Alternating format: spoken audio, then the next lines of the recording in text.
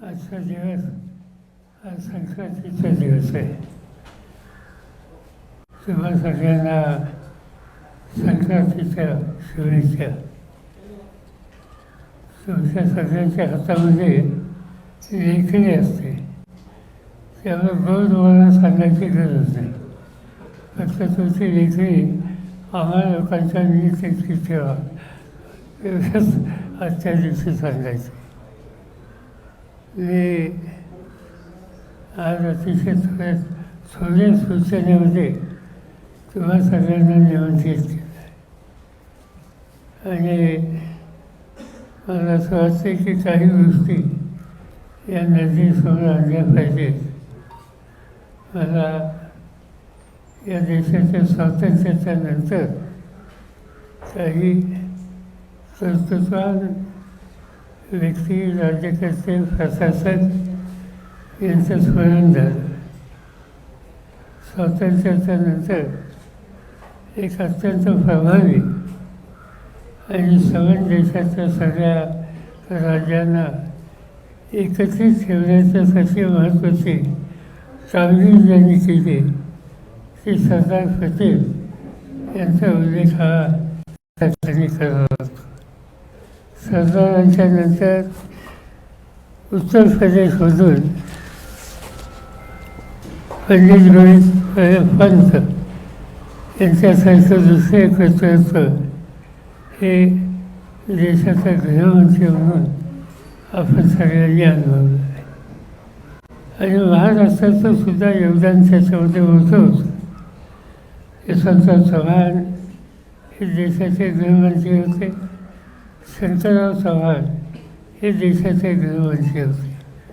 त्यामुळे या पदाची प्रतिष्ठा आणि गरिमा ही वाढवण्याच्यासाठी या थोर देशभक्तांनी अतिशय मोलाचं काम केलं आहे.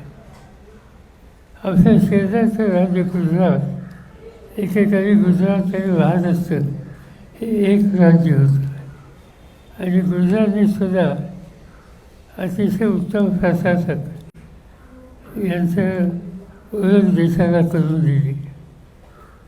तुम्हा लोकांना फारसे कदाचित माहिती नसेल, बाबूभाई दसुभाई म्हणून एक अतिशय कर्तबगार, स्वच्छ आणि प्रामाणिक असे मुख्यमंत्री गुजरातने दिलेले होते. बाबू यांच्या नंतरच्या काळामध्ये माधवसिंग सोळंकी असतील, शिवराजबाई पटेल असतील, अनेकांची नावं सांगता येतील की गुजरातने उत्तम प्रशासक देशाला दिले. ही जी नावं मी आत्ता आपल्या सगळ्यांना सांगितलं, यांचं एक वैशिष्ट्य होतं की यापैकी कोणालाही त्यांच्या राज्यातनं कधी तडीपार केलं गेलं. तो प्रसंग कधी राज्यकर्त्यांचा आला नाही आणि त्यामुळं तडीपार न केलेले आणि गृह खातं आणि गुजरातवरून योगदान देणारं अशा प्रकारच्या नेत्यांची आज मला आठवण होते. परवाच देशाच्या गृहमंत्र्यांनी काही भाषणं केली, विधान केली.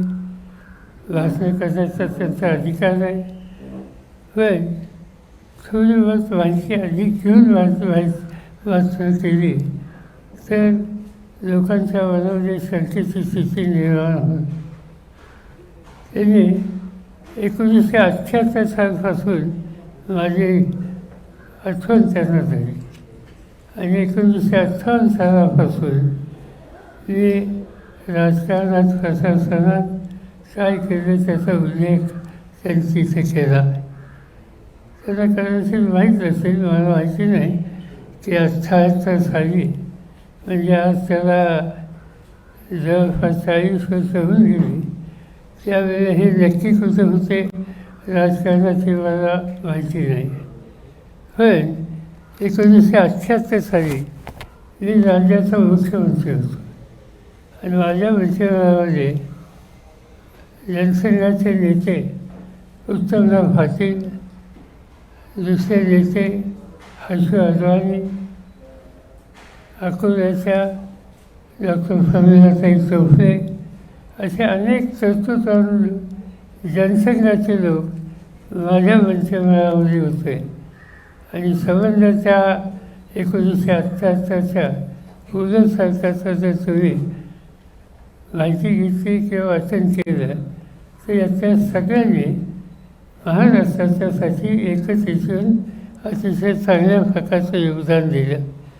आणि म्हणून मी मुख्यमंत्री असेल, उत्तमराव पाटील उपमुख्यमंत्री गृहमंत्री असेल, हर्षवर्धन नगर विकास खात्याचे मंत्री असतील, फडणराव तोफे ह्या आरोग्य खात्याच्या मंत्री असतील, असे अनेक लोक कर्तृत्वान लोक आणि ज्यांची पार्श्वभूमी जनसंघाची आहे त्या सगळ्यांनी माझ्या सगळ्यात काम केलं.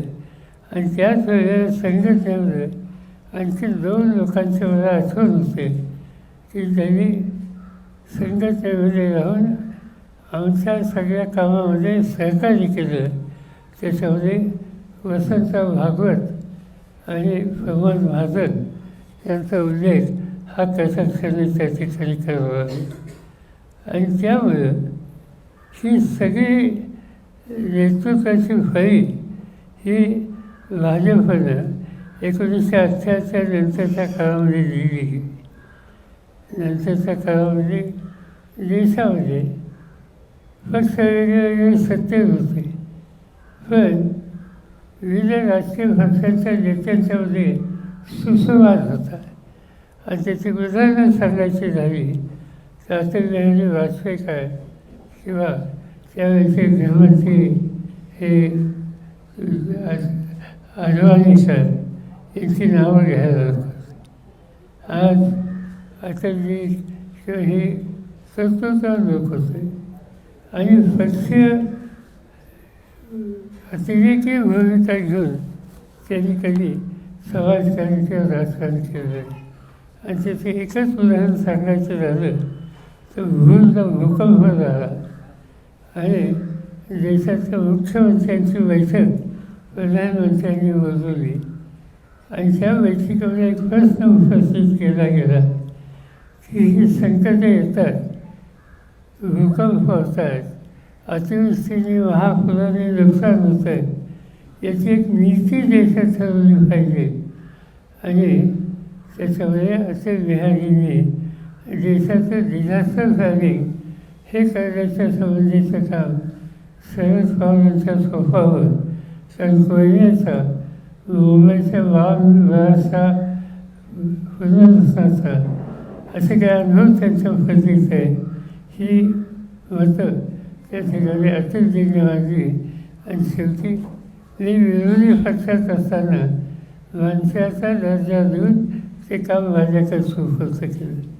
ही पार्श्वभूमी भाजपच्या नेत्यांच्यामध्ये आहे आणि त्या पार्श्वभूमीवर हल्लीच्या गृहमंत्र्यांनी अलीकडं ज्या सगळ्या जे काही व्याख्यान दिले, भाषण केले ते मी किंवा उद्धव ठाकरे यांच्याबद्दलचे जे काही उल्लेख केले त्याचा भाष्यानं केलेलं होतं. तर मराठीमध्ये एक काही म्हण आहे, मला काही आठवत नाही, कुठं इंद्राचा ऐरावत आणि कुठं कुणाची सत्तानी, तर त्याच्यामध्ये हेच वाचणारे हे घडतं. त्यामुळं त्याच्या अधिक सांगायच्याबद्दलची काय आवश्यकता नाही. आता उद्धव ठाकरेंच्याबद्दलसुद्धा त्यांनी काय भूमिका घेतली ही सगळी लोकांनी मांडलेली आहे. आणि उद्धव ठाकरेसुद्धा त्याचा कधीतरी त्याच्याबद्दलचं त्यांचं मत सांगतील. पण मला हे माहिती आहे की हे ग्रस्त ज्यावेळेला गुजरातमध्ये राहू शकत नव्हते आणि त्यांना मुंबईमध्ये आश्रय देण्यात आला होता, त्यावेळेला बाळासाहेबांच्या घरी जाऊन या संदर्भात सहकार्य करावं अशा प्रकारची विनंती ही त्यांनी केली होती. याच्याबद्दलची अधिक माहिती माझ्यापेक्षा उद्धव ठाकरे सांगतील, त्यामुळं मी याच्याबद्दल अधिक काही सांगू इच्छित नाही. पण दुर्दैवानं एकंदर पातळी घसरली किती ही सांगायला मला वाटतं ही होईल सुधारणा आणि त्यामुळं अशा व्यक्तीने जी काही विधानं केली त्यांची नोंद त्यांच्या पक्षातसुद्धा किती घेतील याचं मी भाषेने केलेलं होतं. याशिवाय तुम्हाला काही विचारायचं असेल तर आपण विचारू शकता.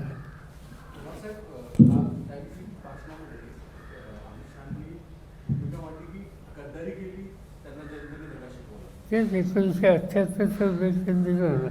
बरोबर 78चा उल्लेख केला, पण तुम्ही असं म्हणजे हा उल्लेख तुमच्या विषयी आणि उद्धव ठाकरे यांच्याविषयी होता. मुद्दा असा होता की तुम्ही काही जी कमिटमेंट केली होती ती पाळली नाही किंवा उद्धव ठाकरेंनी सुद्धा 2019 ची कमिटमेंट पाळली नाही. आम्ही काही कमिशन त्यांना दिली नव्हती. सगळं सांगायचं होतं ह्या व्यवस्थाची माझी ओळख घेत नव्हती. एकदा काहीतरी मी अहमदाबादला गेलो आणि तिथं नागरी सहकारी बँकेच्या एक बैठक होती. तिथे एका बँकेचं संचालक म्हणून यांची माझी ओळख करून दिली. त्याशिवाय त्यांची माझी ओळखही नव्हती. कुठच्या गोष्टीचं भाष्य त्यांच्यावर करण्याचा प्रसंग कधी आला. या बाजूला अमित शहा टीका केली गेली आहे. याआधी बघितलं तर लोकसभेमध्ये पंतप्रधानांनी भटकती आत्मा असा उल्लेख केला होता. त्यानंतर विधानसभा प्रचारामध्ये अमित शहांनी भ्रष्टाचाराचे शिरोमणी असा उल्लेख केला होता. आताही तुमच्यावर टीका झालेली आहे. तर या ज्या टीका तुमच्यावर सतत होत आहे, तर महाराष्ट्रात तुम्ही टीकेच्या रडारावर आहात, तुम्ही प्रमुख व्यक्ती आहात म्हणून होते, आणि आता पवारांना ही टीका इतकी जिव्हारी का लागली जेव्हा या सतत टीका होत्या? जिव्हारी काही लागली नाही. त्याचं काही फारसे जिव्हारी लागली असं नोंद घेणारी व्यक्तीच नाही आहे. त्याचा ती लेवलच नाही. प्रश्न तो नाही. प्रश्न एकच आहे, तुम्ही जे सांगितलं लोकसभेच्या निवडणुकीच्या वेळेला या लोकांची भूमिका मला वेगळी दिसत होती. लोकसभेचा निकाल काय लागला हा मानते. विधानसभेच्या निवडणुकीमध्ये त्यांनी त्यांच्या भाषेने व्यक्तिगत तिथं कोणाला मी बोलत नाही, पण लोकसभेचा निकाल लक्षामध्ये घेऊन त्यांनी अधिक काळजी घेतली. ही गोष्ट मान्य केली. मी धैर्य बोललेलं. सर, इंडिया अलायन्सला घेऊन आता सध्याची जी स्थिती आहे त्या स्थितीवरून सामनामधून रोज काहीतरी लिहिलं जात आहे. पुन्हा एकदा गरज आलेली आहे का की आपण मध्यस्थी करावी, आपण पुढे जावं? कारण ज्या पद्धतीनं दिल्लीमध्ये सुद्धा काँग्रेस आणि आप वेगवेगळे लढत आहेत, त्यावर राष्ट्रवादीचा काय स्टँड आहे? दोन गोष्टी आहेत की इंडिया आघाडीमध्ये ज्यावेळेला आम्ही सगळे एकत्र बसतो त्यावेळेला आमच्याकडं देश पातळीवरच्या ज्या संघटना आहेत, निवडणुका आहेत, त्याच्यामध्ये एकत्र येण्याच्या उद्देशाचा विचार होता. राज्याच्या आणि विशेषतः या स्थानिक पातळीवरच्या लोकसेवा गव्हर्नमेंट असेल, पंचायत राज्य असतील, या सगळ्या निवडणुकीमध्ये आपण एकत्रित काम करावं अशी चर्चा आमच्यात कधीही झालेली नाही. पण आता ज्या पद्धतीनं वृत्तपत्रांनी त्याची नोंद घेतली, ही घेतल्याच्या नंतर कमीत कमी राष्ट्रीय पातळीवरच्या इश्यूच्यावर आपण एकत्र येण्याची जी भूमिका आहे त्याच्यात सातत्य ठेवण्याची आवश्यकता आहे. आणि तसा प्रयत्न माझ्याकडून या सगळ्यांना नियंत्रित करून केला जाईल. एक. आणि नंबर 2, त्याच्या आधी महाराष्ट्रामध्ये राज्यापुरतं सीमित इंडिया आघाडीचा संबंध नाही, पण राज्यापुरतं सीमित येत्या 18 दिवसामध्ये काँग्रेस पक्षाचे अध्यक्ष, त्यांचे सहकारी शिवसेनेचे नेते उद्धव ठाकरे, त्यांचे सहकारी जयंत पाटील आणि आम्ही एकत्र बसून या सगळ्या गोष्टींचा विचार करून इथं काही वेगळी भूमिका घेता येईल का एकत्रित त्याच्याबद्दलचा विचार करणार.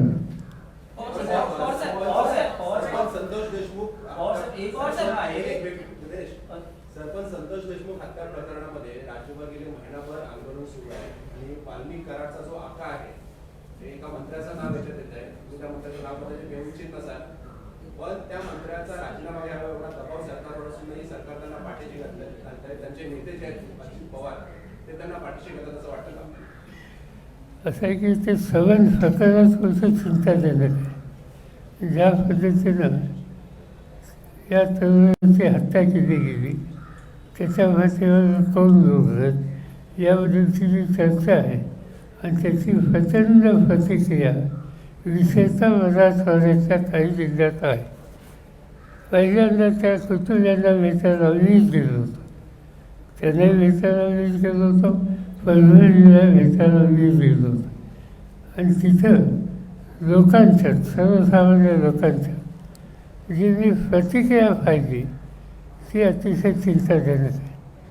तिथं एक प्रकारचा प्रचंड जीव असा सामाजिक तणाव हा तिथे तयार होईल हे स्वच्छ दिसत होतं आणि त्यामुळे यातनं काहीतरी मार्ग काढला पाहिजे ही बाब मी राज्याच्या प्रमुखांना मुख्यमंत्र्यांच्या कानावरसुद्धा घातली आणि इथं राजकारण न आणता लोकांच्यावरती समाजाच्या सगळ्या घटकांच्यावरती एक वाक्यता आणि विस्तृतता ही कशी करता येईल याचा प्रयत्न करण्याची गरज आहे हे त्यांच्या निर्णय राहिलं. बघूया आता काय होतं. दुर्दैवानं काही ना काहीतरी रोग घडतं आहे पण हे महाराष्ट्राला शोभनाचं नाही आहे. आम्हा लोकांचा दृष्टिकोन सामंजस्य निर्माण करायला प्रयत्नांची पराकाष्ठा करणं इथं राजकारण अजिबात न आणणं ही राहील. एक मिनिट या संबंधित प्रश्न आहे. सगळे काही जण नेते वेगवेगळ्या पक्षाचे धनंजय मुंडे यांच्या राजीनाम्याची किंवा मंत्रिमंडळातून बाहेर जायची अपेक्षा करत आहेत. तुमचं व्यक्तिगत काय मत आहे? जोपर्यंत अजितदादांचं म्हणणं आहे की एव्हिडन्स सापडत नाही तोपर्यंत त्यांनी मंत्रिमंडळात राहायला काय हरकत नाही अशी भूमिका आहे. तुमची या संदर्भात काय मत आहे? असे माझी भूमिकापेक्षा याचा निकाल राज्याच्या प्रमुखांनी घेतला पाहिजे. सवय महाराष्ट्रात चर्चा काय आहे याची नोंद त्यांनी घेतली पाहिजे. याच्याबद्दल त्यांची जी माहिती जी आहे ती केव्हाही गृह खात्याकडे अधिक असण्याची शक्यता नाकारता येत नाही आणि त्यामुळे वस्तुस्थितीवरून हे वातावरण दुरुस्त करायला राज्यकर्त्यांनी प्रयत्नांची पराकाष्ठा तातडीने केली पाहिजे हाच माझा आग्रह आहे.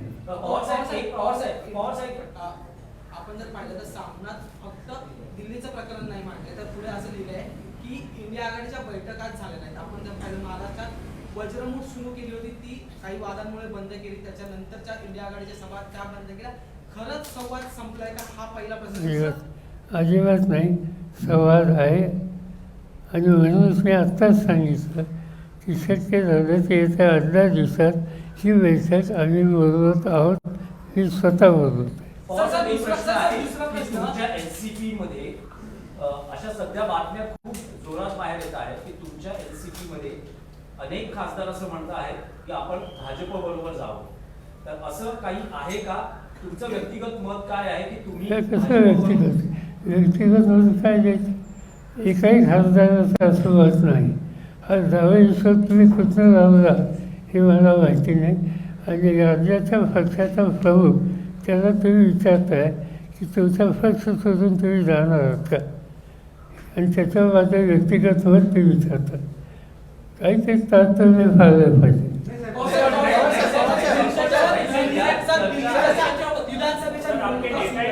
आता आगामी काळात महाराष्ट्रात स्थानिक स्वराज्य संस्थेच्या निवडणुका लागतील. आगामी काळात महाराष्ट्रात स्थानिक स्वराज्य संस्थेच्या निवडणुका लागतील. आतापर्यंत तुम्ही नेत्यांना जपले पण आता कार्यकर्त्यांना जपण्याची संधी असणार आहे. त्यावेळेस महाविकास आघाडीचं इंडिया आघाडीचं राजकारण कसं असणार? असं आहे की मी माझ्या वाचनात आलं की 4-5 महिन्यात निवडणुका लागायची शक्यता आहे. आमचं असेसमेंट होतं 3-1 महिन्यात लागतील. निवडणुका लागतील तर कुठल्याही राजकीय पक्षाला तर आपल्याला तयारीत लागावं लागतं आणि ती प्रक्रिया आम्ही सगळ्यांनी सुरू केली. पक्षांतर्गत काही बदल होतील अशा पद्धतीचं वक्तव्य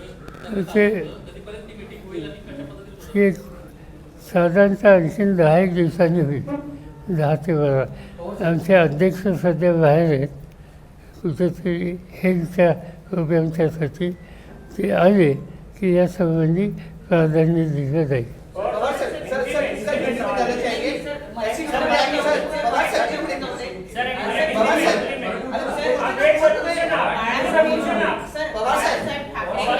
पवार सर सर सवाल ये है कि आज क्या इंडिया गठबंधन जो है वो केवल लोकसभा तक ही सीमित था. सवाल इसलिए उठ रहा है क्योंकि उद्धव ठाकरे बीएमसी में अकेले चुनाव लड़ने की बात कर रहे हैं.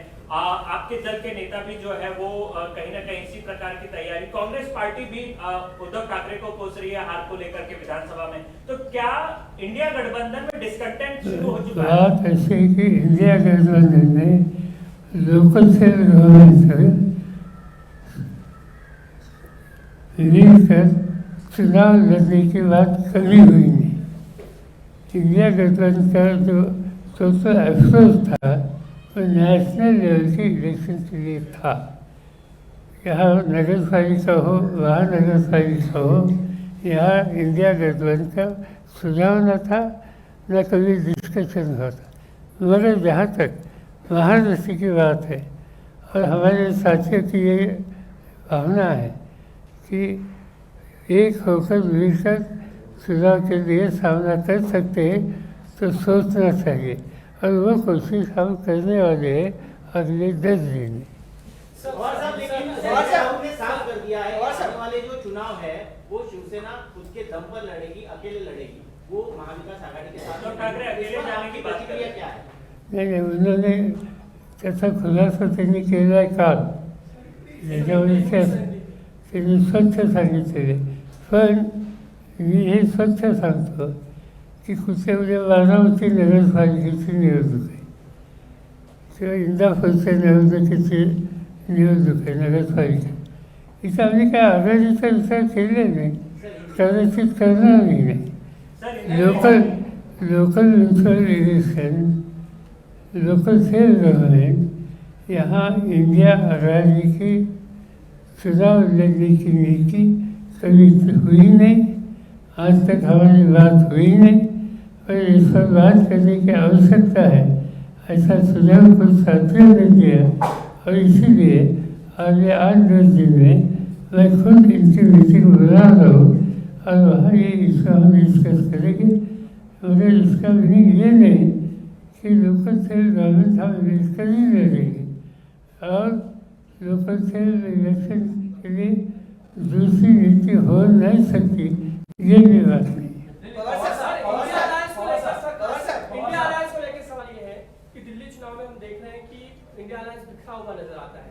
अभी भी केजरीवाल का कुछ दिनों पहले बयान आया है कि वो देश बचाने की कोशिश कर रहे हैं और राहुल गांधी अपनी पार्टी बचाने की कोशिश कर रहे हैं. क्या इंडिया अलायंस पूरी तरह से बिखर चुका है? नहीं, मैंने मुझे जितने मैंने ये जो दिल्ली का इलेक्शन में मैंने ध्यान नहीं दिया. मगर मुझे मेरा व्यक्तिगत राय ये थी कि दिल्ली केजरीवाल का भेष है.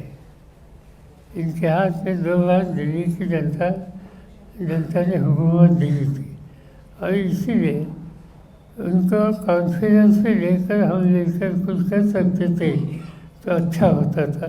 हुआ नहीं, छोड़ दी.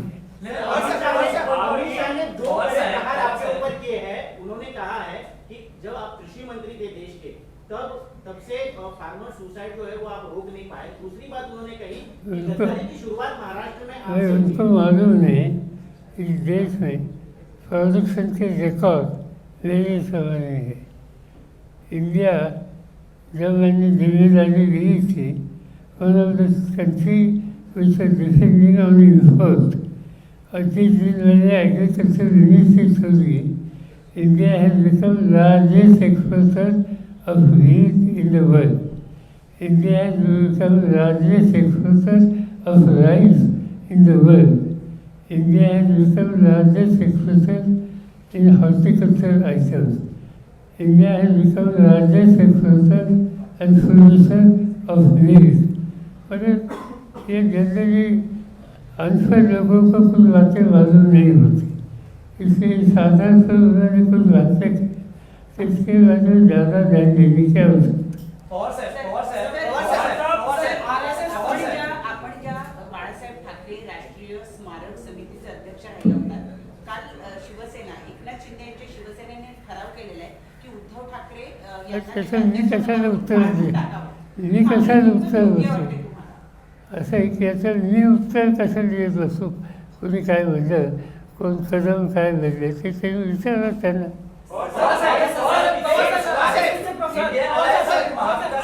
पार्टी की बैठक में आपने ये बात सामने आई कि आरएसएस का काम करने का जो तरीका है वो उस तरीके से भी पार्टी कार्डर ने आपके काम करने की जरूरत है, ये आपने बात रखी थी. क्या आप जरूरत समझते हैं कि आने वाले समय में एनसीपी के सचमुच कार्डर को उसी तरीके से काम करने का फॉर्मूला अपना? अरे मेरा स्टेटमेंट इतना नहीं समझता, मुझे मालूम नहीं था कि कई लोग इतने अनपढ़ हैं. सिंपल ये बात है, कई पॉलिटिकल पार्टीज में कई लोग काम करते हैं. काम करने की उनकी एक नीति होती है, नीति के आधार पर वो काम करते हैं, मगर उनके आइडियोलॉजी इसका समर्थन कोई नहीं कर सकते. और इसीलिए जब मैंने कहा कि आइडियोलॉजी इसके बारे में हमारे इनमें तीव्र मतभेद है, मगर मेहनत करने में इनके पास जो कादर है वो नज़रअंदाज नहीं कर सकते. मुझे याद है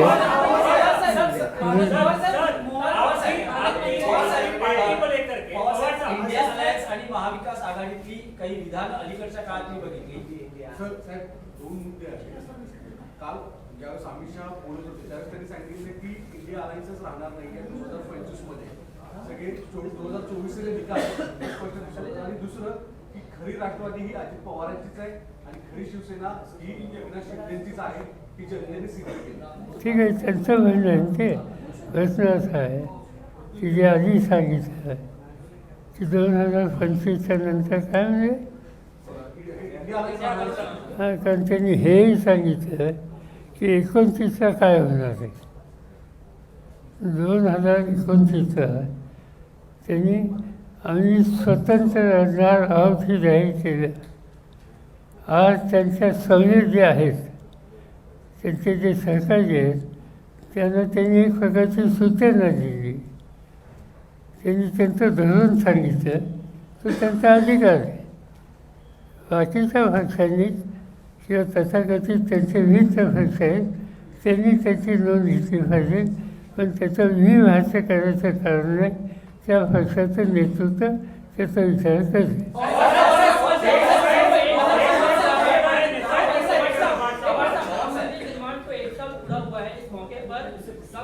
मोहन भागवत ने ये कहा कि राम मंदिर का निर्माण ही देश की असली आजादी का मतलब है. किसने कहा है? राम मंदिर का निर्माण का अरे एखादे बोला ना. मोहन भागवत का ये स्टेटमेंट है कि राम मंदिर का निर्माण ही देश की असली आजादी है. ठीक है, उसको ये लगता है क्योंकि आज़ादी की है जो इंसाइड मूवमेंट थी, भागवत साहब और उनकी विचारधारा के लोगों का योगदान क्या होता, ये पूरे देशवासियों को मालूम है. देश का हिस्ट्री का एक हिस्सा है और इसलिए उन्होंने देश का असली इतिहास क्या है इस बारे में थोड़ा समझने की आवश्यकता है.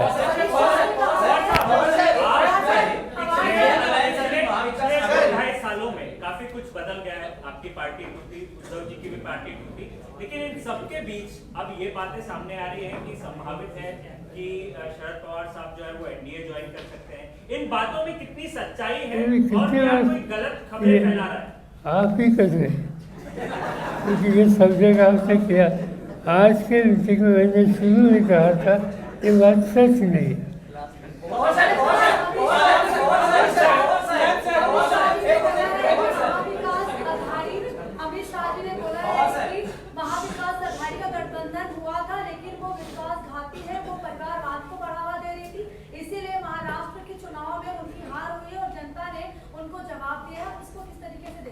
किसने? अमित शाह ने बोला है. हाँ, अरे हाँ, महाविकास अघाड़ी का जो गठबंधन है वो विश्वासघाती थी, इसीलिए राज्य में जो विधानसभा चुनाव हुए उनकी हार हुई है क्योंकि वो परिवारवाद को बढ़ावा दे रहे हैं. तो इसीलिए जो विधानसभा इलेक्शन का रिजल्ट तो आ गया, लोकसभा भी आया था, तो इस बारे में वो क्या कहना चाहते हैं? उनको सबक सीखा था यहाँ की जनता ने.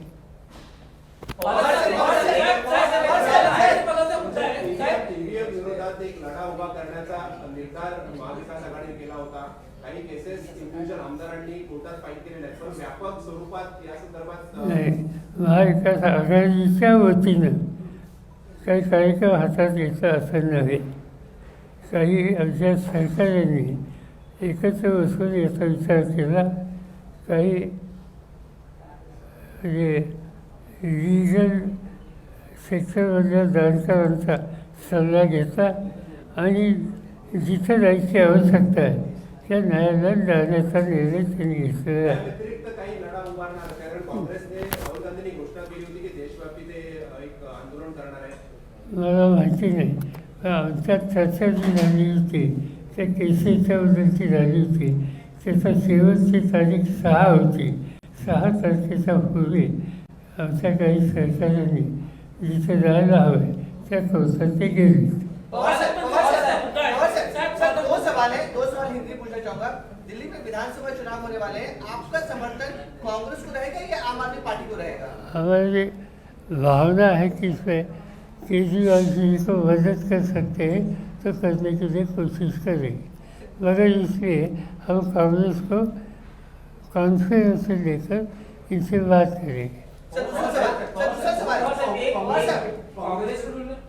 काँग्रेसकडून अलीकडे एक विधान आलं की महाविकास आघाडीच्या जागा वाटपात वेळ काढला गेला आणि त्याचा फटका हा एकूण निकालांमध्ये बसला आणि वेळ काढणं हा काही षडयंत्राचा भाग होता असाही एक आरोप केला गेलाय. मला माहीत नाही, आमच्याकडे अशी काही चर्चा झाली.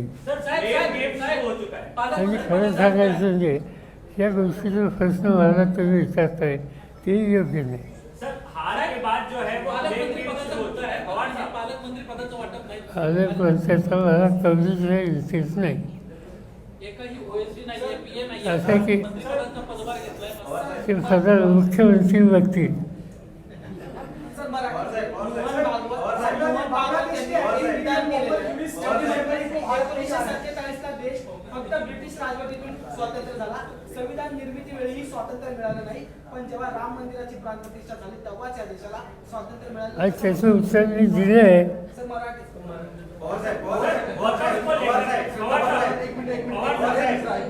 संघ परिवाराचा असा एक दावा आता दिसून येतोय, संघ परिवाराचा असा एक दावा दिसून येतोय की संघाच्या शाखेमध्ये डॉक्टर बाबासाहेब आंबेडकर गेले होते, कराडमध्ये तसा सुद्धा त्या अनुषंगाने एक मोठा कार्यक्रम होतोय.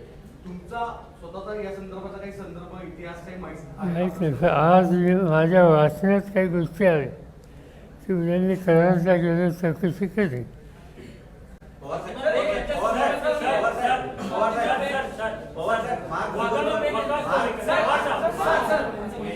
मेटाचे संस्थापक अध्यक्ष मार्क जुगरवर्ग विधान केलंय. त्यांनी म्हटलंय की 2024च्या लोकसभा निवडणुकीमध्ये सत्ताधारी पराभूत झाले होते. मार्क जुगरवर्ग यांनी एक दावा केलाय. मार्क फेसबुकचे संस्थापक मार्क झुकरबर्ग त्यांचा दावा.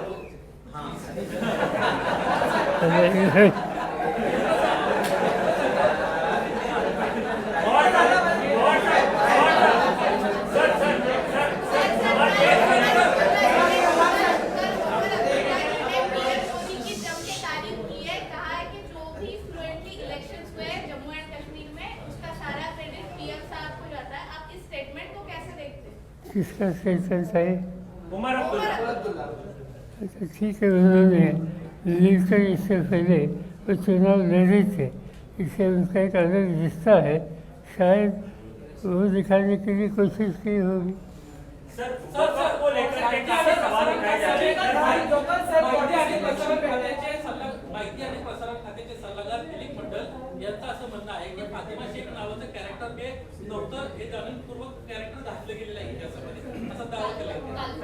माहिती नाही, आम्हाला काही माहिती नाही, आम्ही काही त्याच्या खोलात गेलो आहे. सर लोकल सेल्फ बॉडीज के इलेक्शंस आएंगे, नगर पालिका हो, महानगरपालिका, क्या आपको विधानसभा चुनाव के नतीजों को देखते हुए क्या आपको लगता है कि आप तीनों दलों को साथ में लड़ना ज्यादा सही होगा या अलग? बात ऐसी, मैंने कहा कि कांग्रेस पार्टी उद्धव ठाकरे के नेतृत्व वाली पार्टी और दूसरे हमारे जो साथी हैं इंक्लूडिंग एनसीपी, हम अगले 8-10 दिन में बैठेंगे, आगे क्या नीति रखनी चाहिए इस पर बहस करेंगे, इस पर तय करेंगे कि अपनी लाइन क्या है।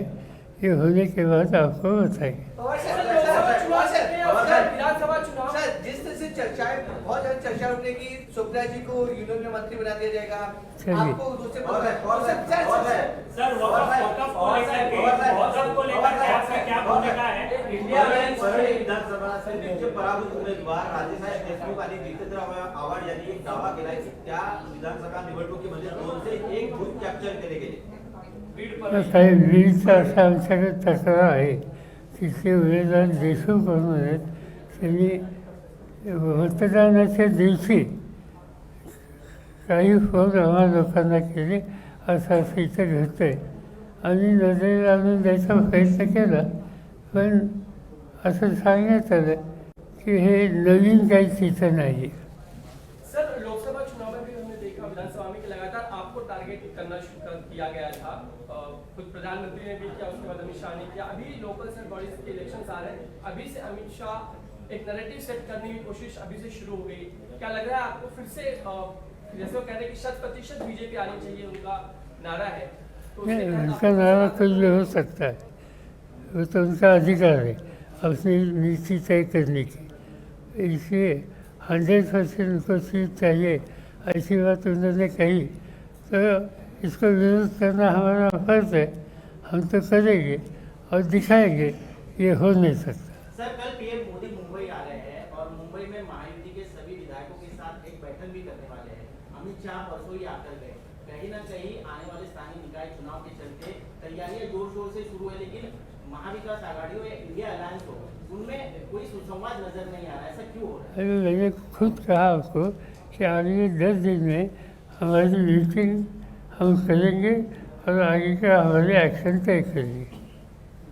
सर, लेकिन सर बीजेपी स्थानीय चुनाव को बहुत सीरियसली ले रही है, ऐसा आपने अमित शाह लगातार